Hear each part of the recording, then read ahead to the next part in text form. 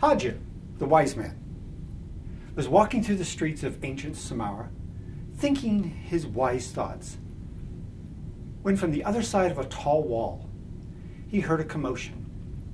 As he got closer, he could hear voices, and one voice rang out among all the others.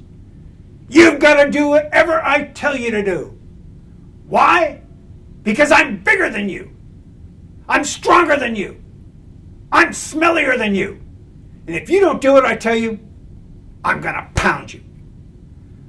Well, Hadja naturally investigated, and on the other side of the wall, he found a rather large man bullying a group of other men, walking up and down saying, "You've got to do whatever I tell you." So Hadja walked up right to him and said, "Excuse me, why must we do what you tell us to do?" And the bully looked down at Hadja and said, "Because I'm bigger than you. Because I'm stronger than you. Because I'm smellier than you. And if you don't do what I tell you, I'm going to pound you." Well, Hadja just looked up at the bully and said, "Well, I agree you're bigger than me.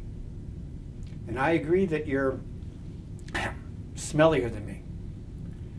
But I think I'm stronger than you. In fact, I challenge you." And with that, the bully laughed and said, "Anything at all, old man.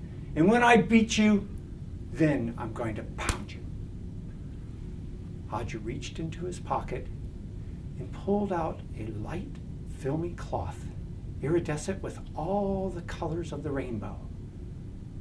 Pointed to a wall about 20 feet away, said, "I bet you can't throw this cloth over that wall." The bully said, "Give that to me," and grabbed the cloth, wadded it up into his hand, reared back, and he threw that cloth, and it made it about 4 feet before that cloth just opened and went poof, and fluttered slowly to the ground. And with that, some of the men in that group started to laugh just a little bit until the bully glared at them. Hadja went over, picked up the cloth, handed it back, and said, "I don't think you quite understood. The idea is to get it over the wall. Give that to me!" This time the bully wadded it up really good, really tight, and this time he was really trying, and he threw it with all of his might.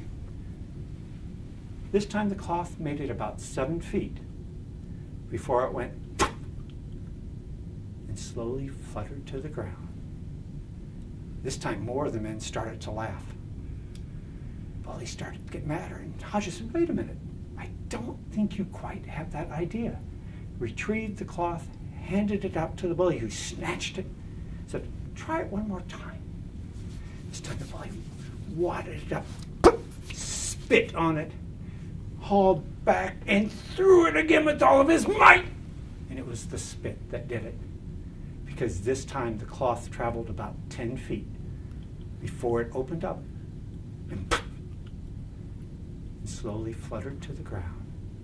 And with that, all the men started to laugh. They didn't even be quiet when the bully turned and looked at them. Hadja walked over and picked up the cloth, avoiding the spit marks, brought it back, and the bully's going, "You tricked me, old man. I am going to pound you." "Wait a minute.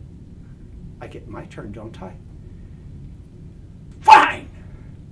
And with that, Hadja bent over, picked up several rocks, put it in the middle of the cloth, tied the cloth, and 1, 2, 3, underhand, and it easily cleared the wall. And with that, everyone started to laugh and to laugh and to laugh, except for the bully, who got redder and redder and redder. "You tricked me. I am going to pound you." And he took a step toward Hadja, and all those men in that group surrounded Hadja. And the bully realized he couldn't beat all of them, not all together. And they continued to laugh and to laugh until the bully turned and ran. It was never seen in the streets of ancient Samara again. And as for Hadja, he went back behind the wall, retrieved his cloth, tucked it back into his pocket, and continued to walk the streets, thinking his wise thoughts.